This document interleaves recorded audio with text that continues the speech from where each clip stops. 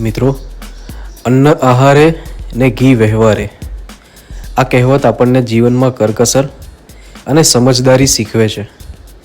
અહીંયા અન્ન આહારે એટલે કે ભોજનમાં અન્નનો યોગ્ય ઉપયોગ કરવો, જરૂર મુજબ ખાવું, અન્નનો બગાડ ન કરવો અને સાદગી રાખવી.